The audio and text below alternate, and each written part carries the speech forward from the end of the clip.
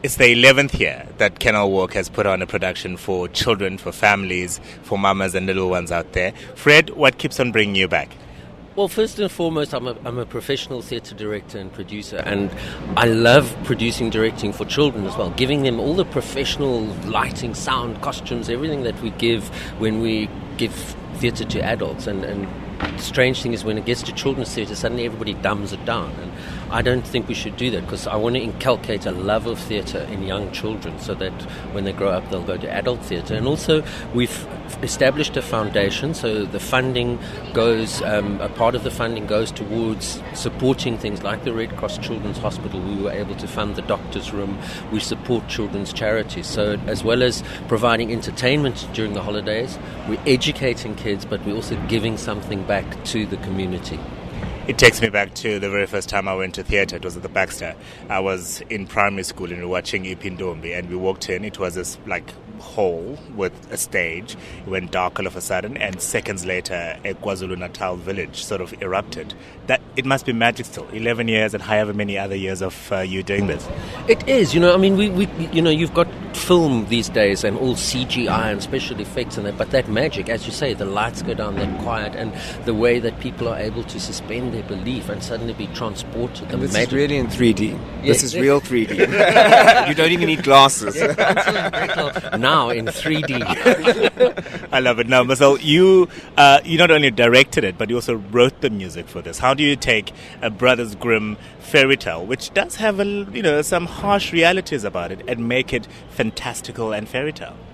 Well, we try to do it as a proper musical. If you think of the Disney movie musicals, Beauty and the Beast, how they use the stories to tell the songs. So the story is actually told through song and dialogue, and so you try and find those dramatic moments and how best to tell it through music, and then try and write the music accordingly to sort of send the story forward and let the kids have a sort of full experience of a little musical for the family, basically.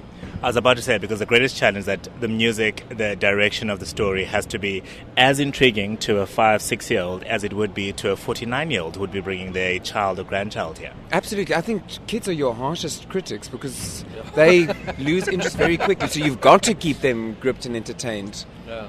But it's magical when you actually see the little faces and how they get totally transported into this world. It's very moving, and it makes it completely worthwhile, because you're knowing that over 20,000 kids see it every year. So it's been almost 200,000 now in the last 10, 11 years. Yeah. And you just know that if you get them at that age, you've got an audience member for life who will then eventually go and see a Hamlet or an opera or an Ipitombi or something, because when they're young and they fall in love with theatre, because nothing, not movies, not computer games, TV, can ever do what live theatre does. It is the most amazing thing, because you are as a part of making that magic as the actors, because without the audience, theatre can't happen. I mean, TV plays whether there's someone watching or not, but theatre, if there's no one sitting out there, we can't do what we do, and so you are making the magic as well by believing what you see on the stage.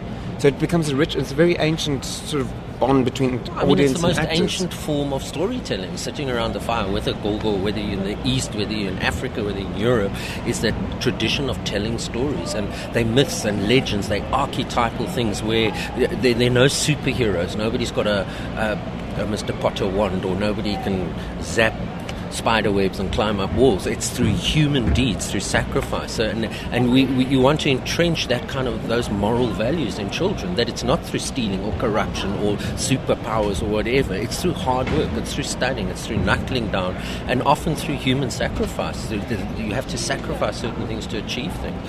And what better way to do that than a staging of Hansel and Gretel? If I touch one of these, will they magically... Is that the way to go? Thank you very much, gentlemen, and best of luck with the production. I can't wait to see it on Thursday. Thank you. Thanks so much. Cool. Thank you.